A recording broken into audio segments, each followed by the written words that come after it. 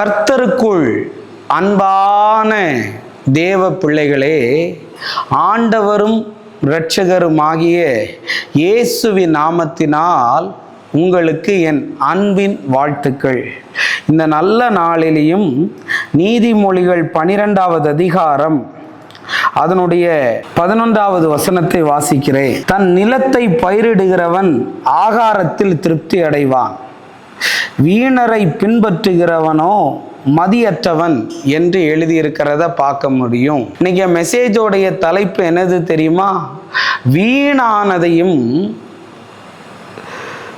அடுத்து சொல்லப்பட்டிருக்கு வீணரையும் பின்பற்றாதே என்று எழுதியிருக்கிறது. இன்னைக்கு நிறைய பேர் வீணானதை பின்பற்றுறாங்க, நிறைய பேர் வீணரையும் பின்பற்றுறாங்க. உங்களுக்கு லாஸு தான் வருமே தவிர, நஷ்டம்தான் வருமே தவிர ஆசீர்வாதம் வராது. பைபிளில் எழுதியிருக்கு பாரு, வீணரை பின்பற்றுகிறவன் மதியற்றவன் என்று எழுதியிருக்கிறது. அப்படின்னா என்னது தெரியுமா? இல்லாத ஒன்றை பின்பற்றுறது. நிறைய பேர் இன்னைக்கு இன்ஸ்டாகிராமை பின்பற்றுறாங்க. இன்ஸ்டாகிராமை பின்பற்றினா கூட பரவாயில்ல, இன்ஸ்டாகிராமில் உள்ளவங்களை பின்பற்றுறாங்க. என்னன்னு தெரியுமா? அதில் ஒரு லைக்கு கிடச்சிரும், அதில் ஒரு ஷேர் கிடச்சிரும், அது மூலமாக கான்டாக்ட் கிடச்சிரும்னு. நான் சொல்ல வரேன், புத்தி கெட்டவன் தான் அப்படி பண்ணுவான், புத்தி கெட்டவ தான் அப்படி பண்ணுவான். எனக்கு இன்ஸ்டாகிராம் இருக்குது, எனக்கு ஃபேஸ்புக் இருக்குது, எனக்கு யூடியூப் இருக்குது. நான் ஆண்டவருடைய வசனத்தை மாத்திரம்தான் பின்பற்றுறேனே தவிர எந்த ஒரு சினிமா சேனலையும், எந்த ஒரு தேவையில்லாத ஆக்டரையும், தேவையில்லாத ஆளையும் நான் பின்பற்றதே கிடையாது. ஒரு வாலிப மகள் கடந்த நாளில் என்னிடத்துல ஜெபிக்க வந்தாள். அவங்க அம்மா சொன்ன காரியம் எனக்கு அதிர்ந்து போச்சு. இன்ஸ்டாகிராமில் ஒரு டான்ஸ் மாஸ்டரை பார்த்தாங்களாம். அவனை தான் கல்யாணம் பண்ணணும், அவனை தான் கர்த்தர் காட்டுறாருன்னு சொல்லிட்டு ஃபோன் நம்பரை கொடுத்தாலாம். அவன் ஃப்ரீயாக இருக்கும் போதெல்லாம் ஃபோன் பண்ணி பேசுவான். அவன் என்ன சொல்லுவானா, அங்கே வா இங்கே வான்னு சொல்லுவானா. இவ போயிட்டா அம்மாவுக்கு தெரியாமல். கடைசியில் என்னாச்சு தெரியுமா? அவன் ஃபாரினுக்கு போயிட்டான், இவ 2 மாதம் கன்சீவ். தேவ பிள்ளைகளே, உன்னை பார்த்து நான் சொல்ல வரேன், இயேசுவை பின்பற்றுகிறவன் தன்னைத்தானே முதல்ல வெறுக்கணும்.